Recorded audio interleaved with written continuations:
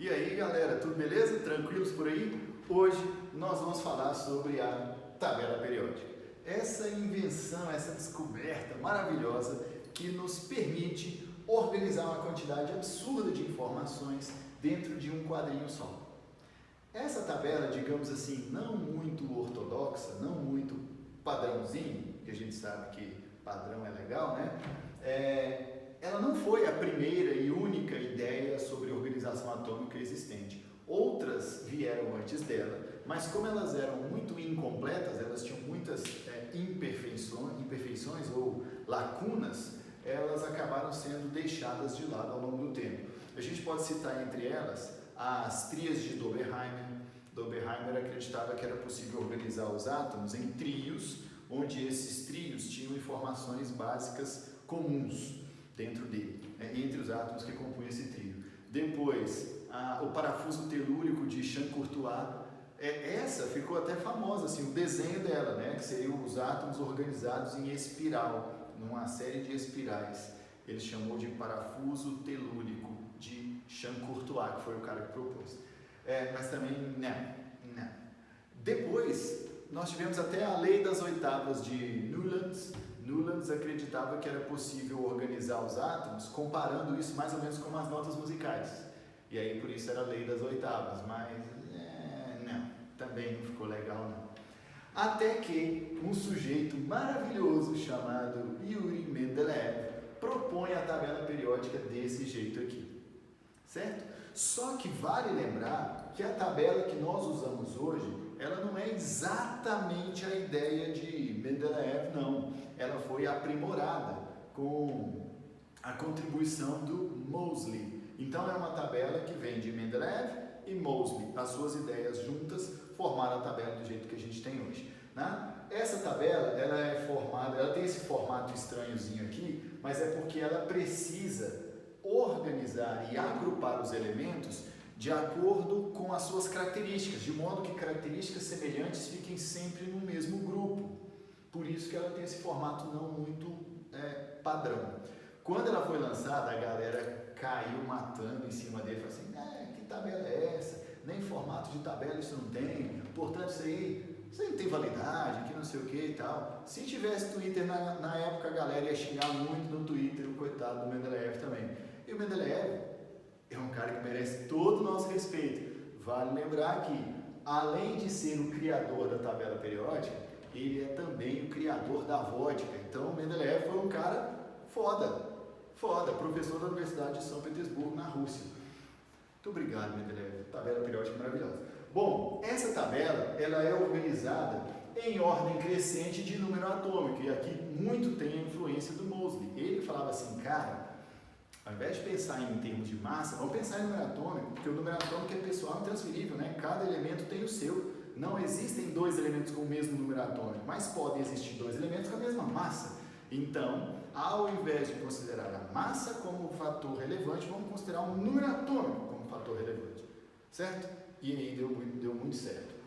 Ordem crescente de número atômico e os elementos são organizados em famílias e períodos. Famílias são as linhas horizontais da tabela e agrupam os elementos que apresentam as características mais semelhantes entre si, por isso são chamadas famílias. O nome poderia ser só grupo, mas nós chamamos de grupo ou família porque família nos faz entender que são elementos com características semelhantes, por isso eles são da mesma família.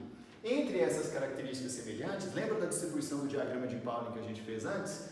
Pois nós podemos determinar que dentro de uma mesma família, todos os elementos têm distribuição eletrônica terminada no mesmo subnível, certo? Aqui na família 1A, todos eles têm distribuição terminada em S1. Na família 2A, todos terminam em S2 e assim por diante, certo? Então, características comuns aos elementos de mesma família.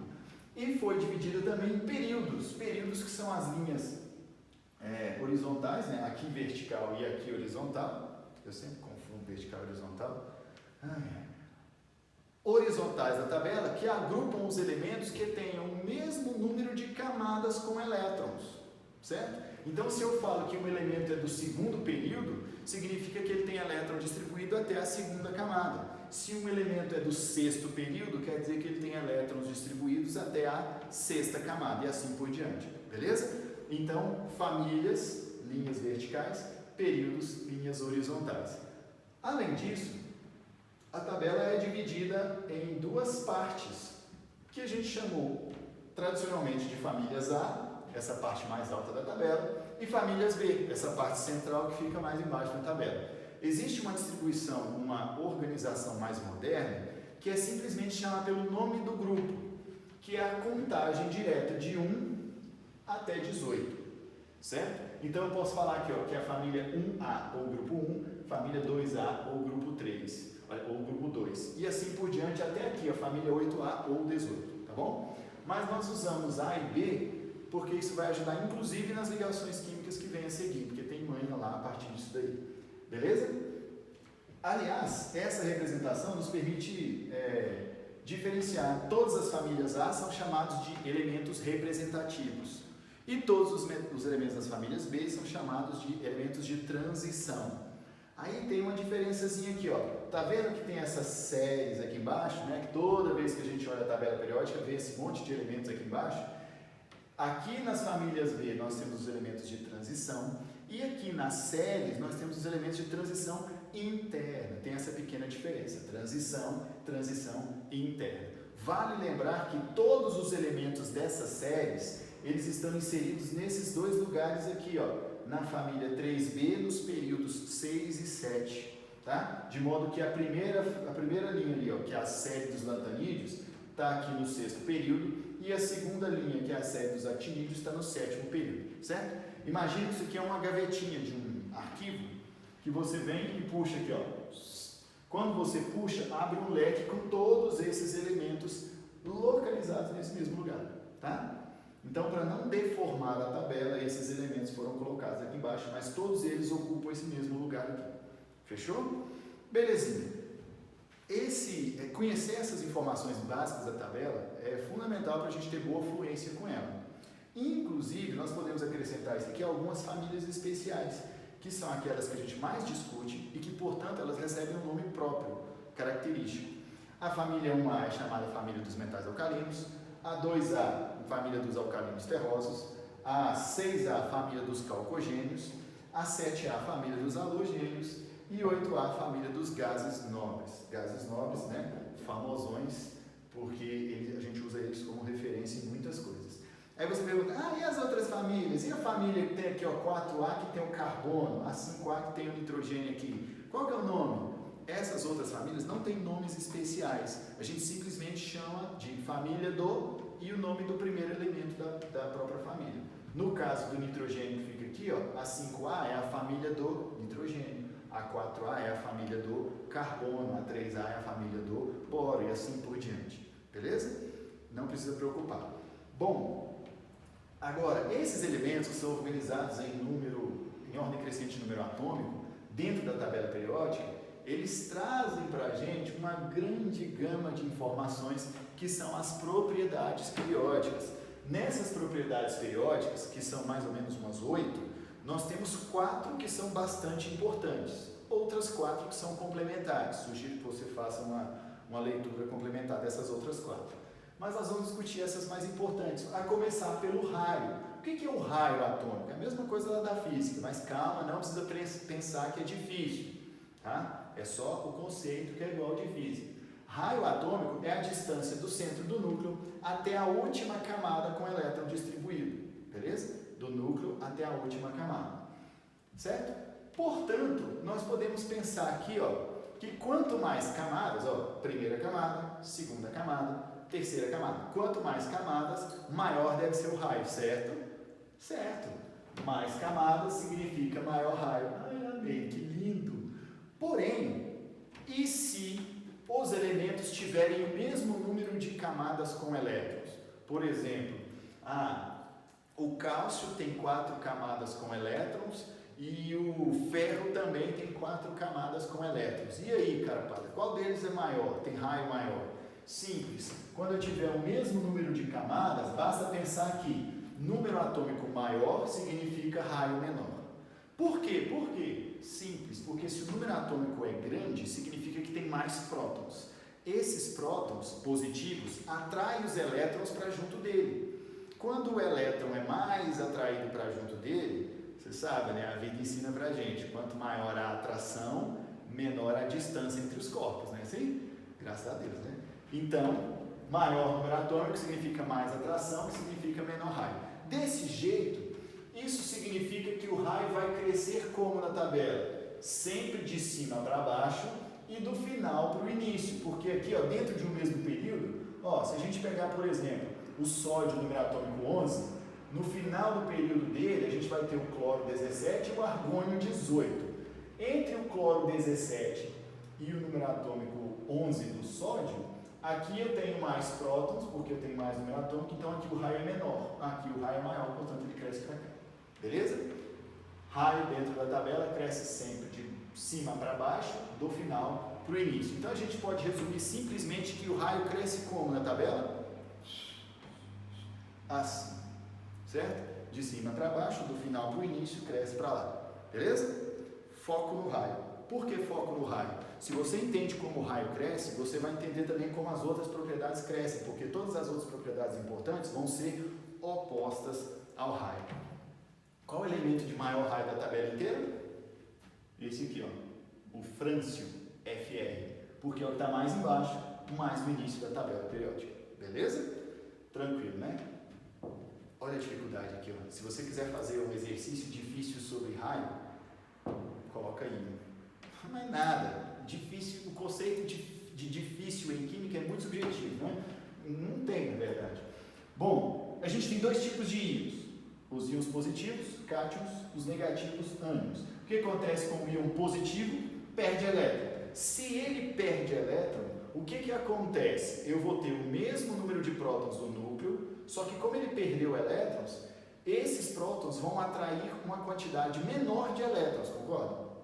Atraindo um número menor de elétrons, eles conseguem exercer uma maior atração sobre cada elétron. Quanto maior a atração, o que a vida ensina pra gente?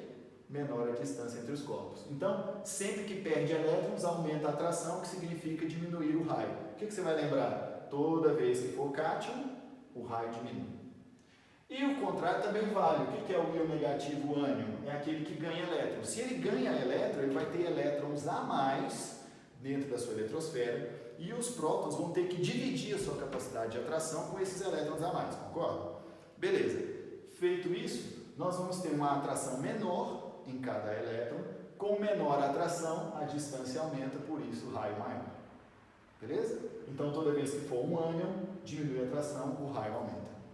Fechou, suave, simples assim. Último detalhe, para você puxar a setinha e escrever a observação aí, quanto mais elétrons for perdido ou ganho, quanto mais elétrons ele perder ou ganhar, maior vai ser a mudança no raio. Como assim? Se eu comparar esse X+, com o X2+, o X2+, perdeu mais elétrons, ou seja, o raio dele diminuiu mais do que o X+.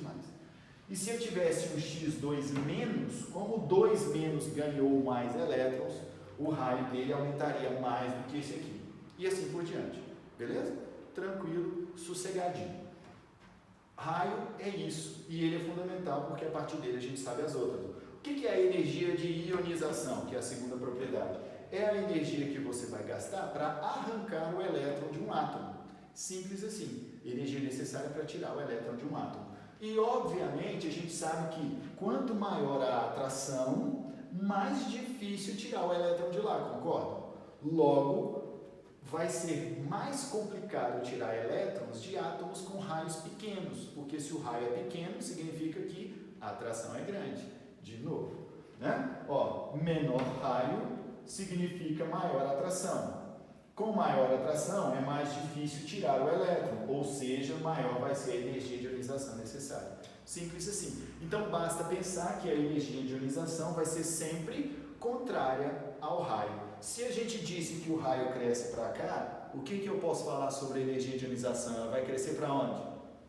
Para lá. Sempre. Sem sombra de dúvida. Qual o elemento mais difícil de tirar elétrons, então, da tabela periódica inteira? O que estiver mais em cima, mais no final, ou seja, esse aqui, hélio. faz todo sentido, certo? Hélio é um gás nobre. O gás nobre quer perder elétrons? De jeito nenhum, porque ele já está estável. Né? Então, muito sossegada a energia de ionização.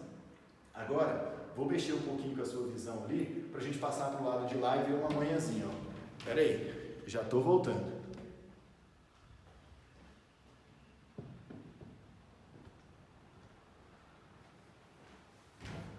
Voltei. Sentiu saudade? Olha que maravilha. No gráfico, a maldade da energia de ionização é ele trazer para você um gráfico ou uma tabela com valores de energia de ionização. Quando isso acontecer, você tem que preocupar com isso daqui. A gente sabe que tirou um elétron, gastou energia X. Os outros, depois de tirar o primeiro, ficaram mais atraídos. Logo, a energia que você vai gastar para tirar o próximo vai ser sempre maior. Tá? A energia necessária para tirar o próximo elétron vai ser sempre maior do que a anterior. Então aqui, eu tenho um gráfico de energia por número da ionização. A primeira ionização teve uma energia baixinha, a segunda ionização teve uma energia maior. A terceira deve ter uma energia de ionização maior ainda. Só que, de repente, olha aqui, aumenta-se demais a quantidade da energia de ionização. Demais. Toda vez que isso acontece, significa o quê? Significa que houve um salto energético. Esse salto energético é indicativo de mudança de camada. Então, nesse caso aqui, tirei um elétron, vamos dizer, com energia de 100. Aí tirei o segundo com energia de 140. Aí o terceiro eu gastei 900. De 140 para 900 aumentou demais, certo? O que significa mudança de camada. Tá? Então, esse elemento fictício aqui, ele tem 2 elétrons na última camada, porque depois do segundo elétron mudou de camada. Tranquilo? Presta atenção nessa maldadezinha aí. As duas outras propriedades fundamentais que a gente vai discutir são a afinidade eletrônica e a eletronegatividade. Por que eu coloquei elas juntas? Porque elas dizem respeito à mesma coisa. É a capacidade ou a tendência que o átomo tem de atrair elétrons. Beleza? Atrair elétrons. Qual a diferença das duas? Por que não é uma coisa só? A diferença é que a afinidade eletrônica atua sobre todos os elétrons do átomo. É a vontade, é a força com que o átomo atrai qualquer elétron para perto de si. Tranquilo? A afinidade eletrônica, estar afim de elétrons. Beleza? A eletronegatividade é um pouquinho diferente, porque ela só exerce, ela só atua sobre os elétrons envolvidos numa ligação covalente, para falar a verdade. Tá? Então, a afinidade eletrônica sobre todos os elétrons e a eletronegatividade só sobre a ligação química. Só os elétrons da ligação, os outros todos não. Tranquilo? Mas todos, as duas, né, tanto a afinidade quanto a eletronegatividade, falam de estar afim de elétrons, atrair elétrons para junto de si. Como que ela vai crescer na tabela periódica? Ora, ela vai crescer da mesma forma que a energia de ionização, porque quanto maior a atração, maior a afinidade que ele tem com o elétron, concorda? Portanto, cresce do início para o fim, de baixo para cima na tabela periódica. O que esse laranjinha quer dizer aqui? Que família é essa que a gente viu lá no início da aula? Família dos gases nobres. Os gases nobres não possuem afinidade. Por quê? Porque eles já são estáveis. Qual é a necessidade do gás nobre? Atrair outros elétrons que ele já tem. Zero. Gás nobre, elemento químico, são fiéis. Eles só buscam aquilo que eles precisam. Após alcançar aquilo que eles precisam, beleza, alcançaram seu objetivo de vida, eles vão curtir a sua felicidade. Não tem esse negócio de querer sempre mais, essa loucura. Não tem. Aqui não, é tudo bonitinho. E os gases nobres não vão fazer ligações químicas naturalmente, portanto, eles não vão ter eletronegatividade também. Por isso, gases nobres não possuem. Tá?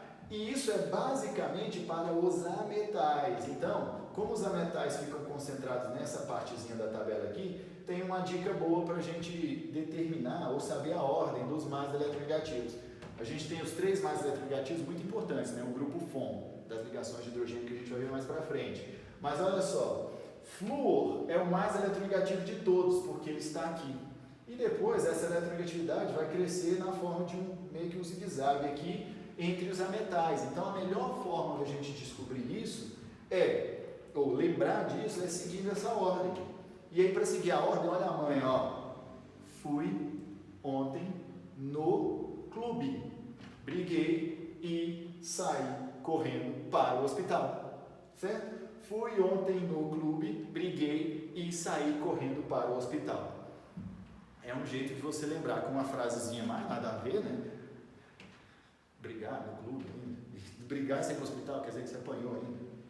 Triste. Mas enfim, é só uma frasezinha para você lembrar o esquema do mais para o menos eletronegativo, tá? Essas são as propriedades fundamentais. Além dessas, nós temos as outras propriedades, né? Eletropositividade, volume atômico, ponto de fusão e ebulição, densidade, essas coisas todas. Mas essas propriedades, elas têm ocorrência muito pequena, por isso que a gente coloca como um segundo grupo. Vale a pena você lembrar, você pegar e dar uma olhadinha no seu material de estudo sobre essas outras propriedades, certo? Mas por que elas são menos recorrentes? Porque o crescimento, a variação dela na tabela, ela é muito subjetiva, não é bonitinha assim, né? Se eu pego densidade, por exemplo, a densidade de um átomo varia como? Ela varia de cima para baixo e das pontas para o meio. O elemento mais denso da tabela periódica inteira está aqui, é o ósmio, tem densidade mais de 21. Né? Ponto de fusão e ebulição já é totalmente diferente, ela cresce para baixo e para trás, só que na família 1 e 2A ela cresce para cima, ou seja, não tem muito um padrão. Então não precisa preocupar muito com elas, mas vale a pena dar uma lida lá, certo? Com isso a gente fala de todas as propriedades periódicas, os exercícios você já pode fazer no livro e eu vou providenciar uma outra lista de exercícios para mandar para vocês, para ficar muito fixado isso na cabeça, beleza? Então, ficamos assim, até mais, nos vemos na próxima aula. Tchau, obrigado!